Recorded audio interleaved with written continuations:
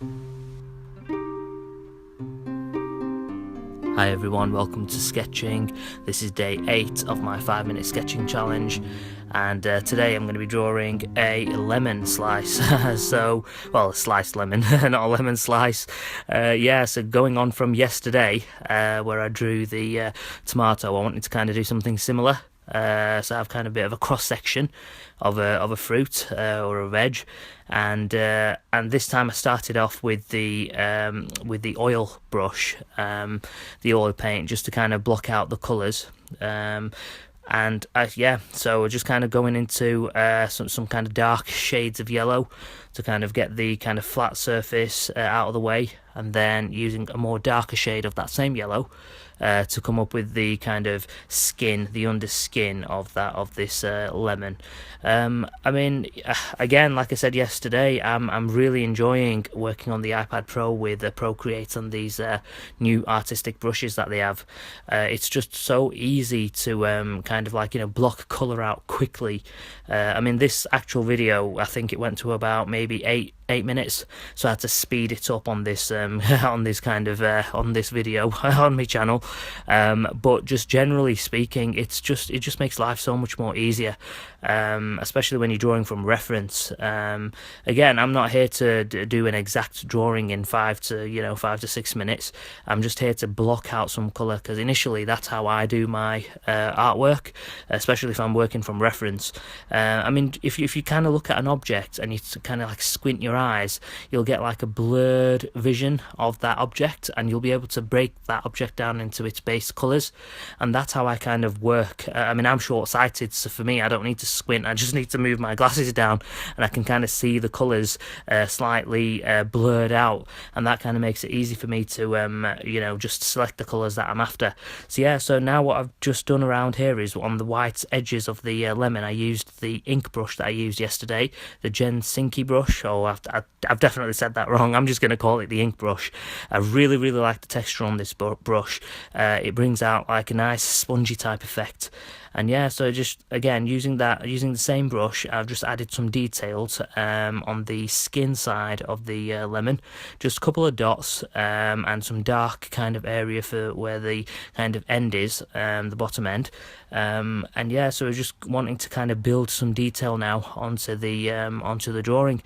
I just find it a lot easier when you just lay the colour out and then go on to detail, rather than have to sketch it out with a pencil and then start colouring in. I just feel that you can kind of manipulate and be more flexible in this way, but you might prefer doing it the other way, by sketching, then colouring, and then kind of bringing out some detail. But however you like, I would still give this a go on this 5-minute sketch challenge. And even if you go to even 10 minutes, it doesn't really make a difference, as long as you're drawing every day. Draw something different every day, or even if you draw like similar things, like I'm drawing fruit, I'm just finding my day-to-day items. I'm not especially going out and buying anything.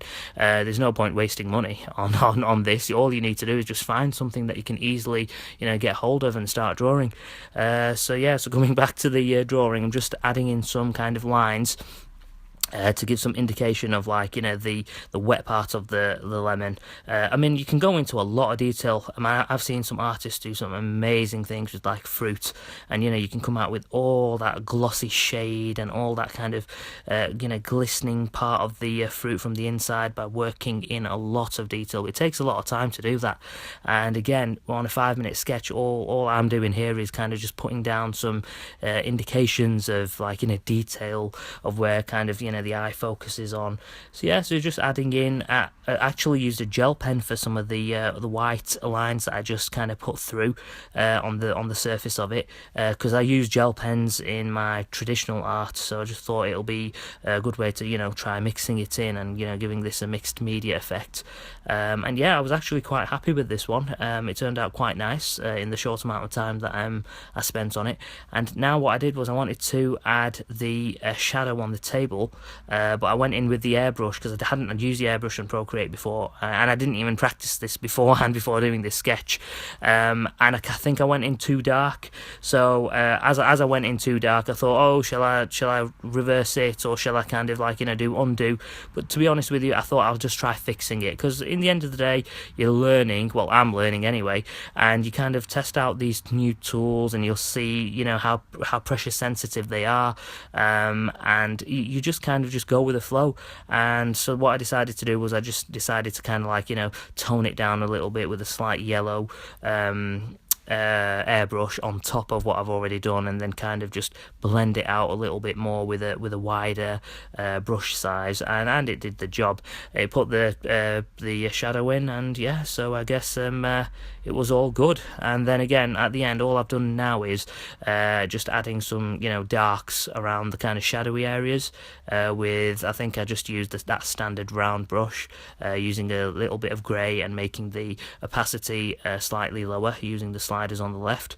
And yeah, I think it worked really well. And again, I said this before, I think I'm going to set up a nice table with loads of different fruits on, lots of different colours after the 30-day challenge, and then I'm going to go ahead and do a really detailed drawing of it using Procreate, and so definitely look forward to seeing that one.